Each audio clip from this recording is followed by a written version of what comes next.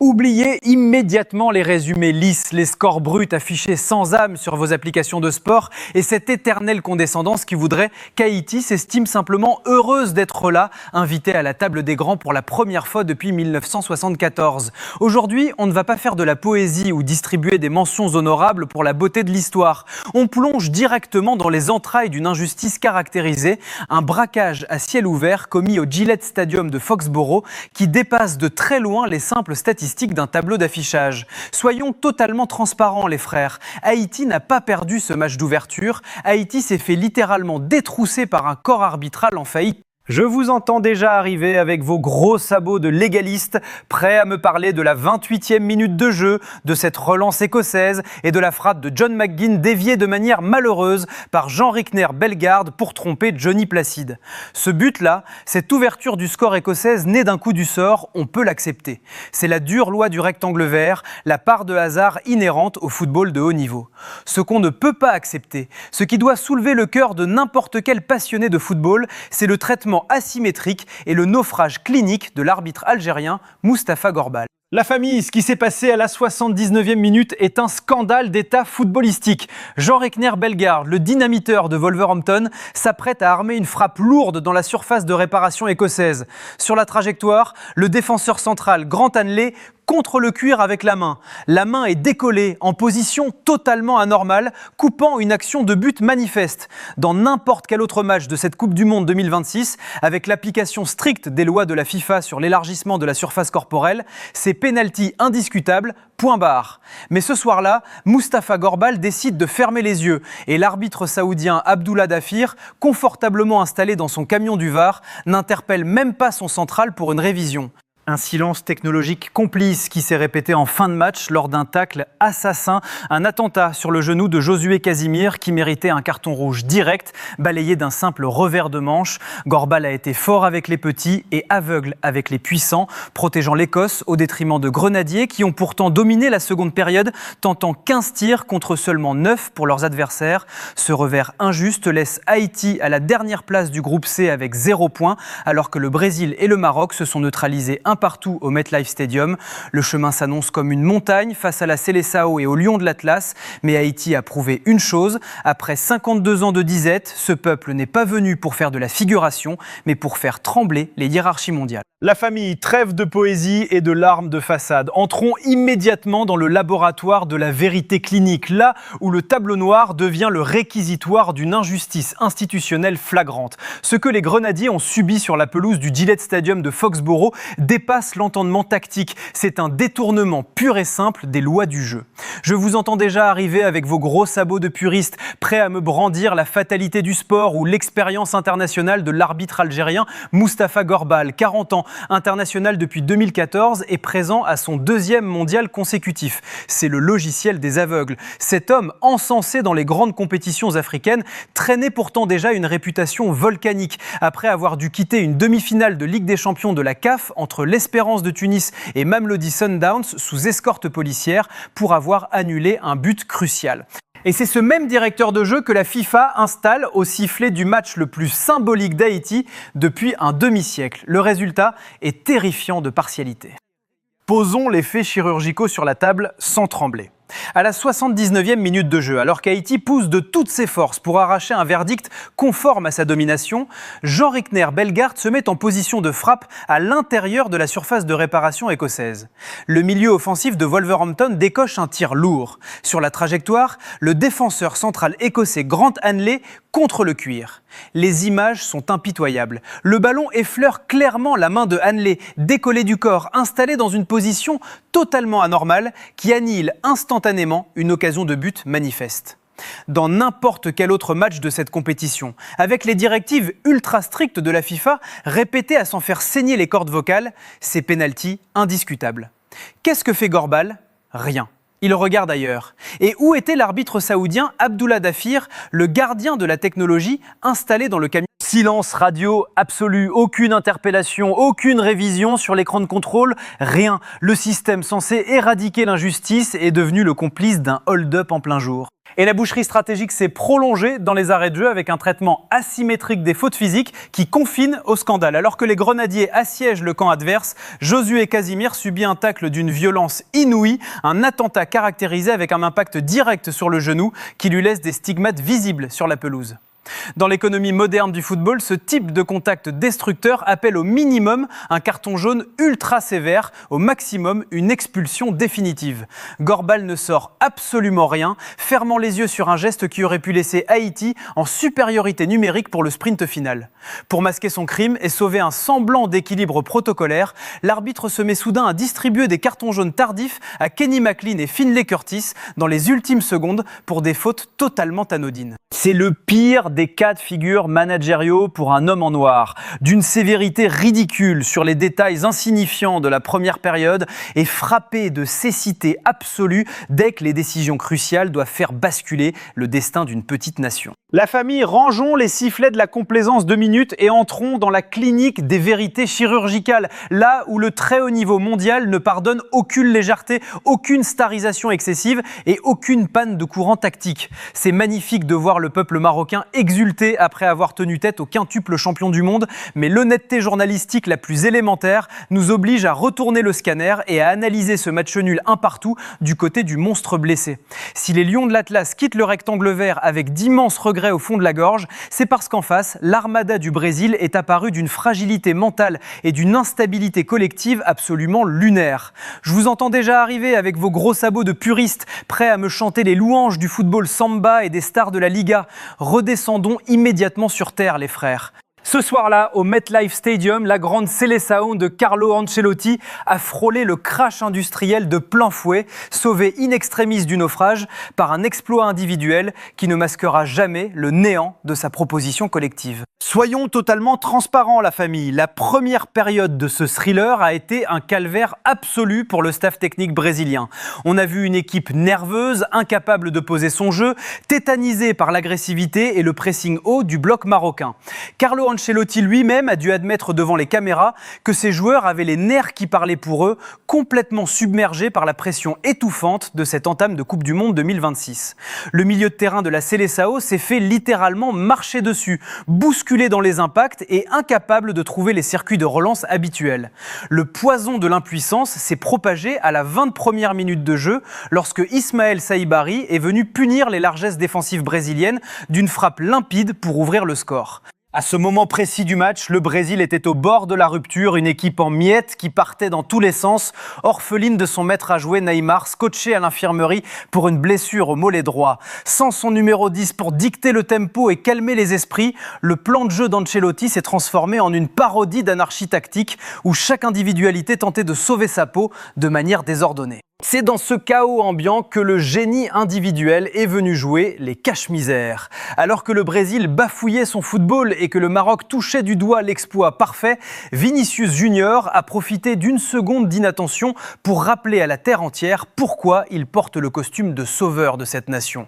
Pour sa 50e sélection internationale, le dynamiteur du Real Madrid a profité d'une projection irresponsable d'Achraf Hakimi pour s'engouffrer dans le couloir déserté, fixer la défense et planter son 10e but sous le maillot national. Un éclair de classe pure qui remet les deux équipes à égalité, mais qui ne doit en aucun cas absoudre le marasme tactique de cette équipe. Le Brésil s'en sort par un trou de souris, bousculé dans ses certitudes par un Maroc conquérant qui a prouvé que les rois du monde avaient les pieds en argile. Ce nul redistribue totalement les cartes de la qualification et si la Seleção ne règle pas ses problèmes d'alignement et sa fragilité émotionnelle avant d'affronter les grenadiers d'Haïti, le réveil risque d'être d'une brutalité historique. La famille, si la panne suspecte du camion de la VAR et le traitement asymétrique des contacts physiques nous ont plongés dans une colère noire, il est temps d'ouvrir le capot de cette rencontre pour mettre les chiffres de sang-froid face à l'imposture du tableau d'affichage. On nous répète sur tous les tons que le très haut niveau récompense l'expérience et la structure des nations habituées aux joutes européennes. Laissez-moi rire, les frères. Quand on pose un diagnostic clinique et objectif sur la feuille de match, la narrative du petit poussé impuissant s'effondre instantanément pour révéler un véritable braquage statistique. Regardez la réalité en face, sans trembler. Haïti a tenté pas moins de 15 tirs contre seulement 9 pour l'Écosse. 15 cartouches allumées par une sélection que les experts prédisaient tétanisée par l'enjeu, 52 ans après son unique apparition planétaire. Les Grenadiers ont enregistré 8 tentatives pures à l'intérieur des 16 mètres adverses, faisant jeu égal dans la zone de vérité, avec un bloc écossais pourtant réputé pour son imperméabilité britannique. Avec 47% de possession de balle contre 43% pour l'Écosse, le reste s'étant disputé dans la ferveur des duels, Haïti n'a pas seulement rivalisé, Haïti a dicté sa loi, confisqué le tempo et proposé le football le plus chatoyant et le plus mûr sur l'ensemble de la seconde période. Ce contenu de patron, ce baptême du feu qui s'est transformé en une démonstration de force collective, s'est articulé autour d'un plan de vol remarquable imposé par le sélectionneur français Sébastien Migné. Travaillant dans des conditions d'une précarité absolue, incapable de poser le pied sur le sol haïtien pour diriger ses stages en raison d'une situation sécuritaire critique au pays, Migné a bâti un commando de guerriers, pas une armée de victimes. Sa structure tactique a étouffé les circuits de relance de l'Écosse. L'arrière-garde, guidé par la solidité impériale de Hans Delcroix en charnière centrale et le volume de jeu de Martin Expérience sur le flanc gauche, a contenu les assauts avec une rigueur militaire. Dans l'entrejeu, Danley Jean-Jacques a colmaté les brèches, grattant des ballons vertigineux pour permettre au profil créatif de s'exprimer. Wilson Isidore s'est dépouillé à la pointe de l'attaque, harcelant les stoppeurs jusqu'à sa sortie à la 76e minute, tandis que Ruben Providence a semé une panique noire sur son aile droite, multipliant les percussions saignantes avant de voir sa frappe de la 85e minute frôler le montant. Et que dire de cette ultime occasion dans les arrêts de jeu où la tête de Franz Pierrot est venue faire frissonner tout le Gillette Stadium. Le football a été haïtien, mais la sentence est restée écossaise. C'est là que réside la terrible et cruelle réalité de la géopolitique du football, les frères. Et soyons totalement transparents entre nous. Les petites nations connaissent cette musique par cœur. Les projecteurs des médias internationaux se braquent systématiquement vers les grands noms, vers les narratives rentables. Et un pénalty flagrant oublié en faveur d'Haïti ne fera jamais la une des journaux avec la même violence tectonique que si la spoliation avait frappé le Brésil ou l'Allemagne. Même les observateurs les plus neutres et les plateformes spécialisées britanniques, à l'instar de TNT Sports, ont dû admettre en direct dans leurs commentaires écrits que le tacle subi par Josué Casimir méritait une expulsion définitive. La VAR possède ses zones grises et ses hésitations sélectives, des silences technologiques mystérieux qui penchent curieusement du même côté de la balance lorsque le prestige d'un blason est en jeu. Mais cette injustice documentée, cette cicatrice gravée dans la chair de notre mondial, doit se métamorphoser en un carburant destructeur. La meilleure réponse à un corps arbitral défaillant, c'est de clouer le cuir au fond des filets avant même que l'homme en noir n'ait le temps d'ouvrir les yeux. Haïti sait désormais qu'il a le niveau, que sa place est légitime et que pour acheter son respect, il va falloir aller le chercher à la pointe de la baïonnette face au monstre sacré qui se profile. La famille posant enfin les yeux sur la dernière pièce de ce puzzle de l'injustice, celle qui sépare définitivement les sélections condamnées au statut de victimes éternelles, des véritables commandos programmés pour forcer les portes du destin. C'est en analysant les conséquences comptables de ce braquage subi face à l'Écosse au Gillette Stadium de Foxborough que le masque des regrets doit s'effondrer pour révéler un plan de vol de pur sang-froid. On aime pleurer sur le sort des petits poussets, on aime s'indigner dans les salons devant les failles technologiques du camion de la VAR, mais la Coupe du Monde 2026 possède une loi d'une cruauté mathématique absolue. Le tableau d'affichage enregistre vos points et le calendrier ne fait aucun cadeau aux retardataires. Ce revers initial, 1-0, installe provisoirement Haïti à la place de lanterne rouge du groupe C avec 0.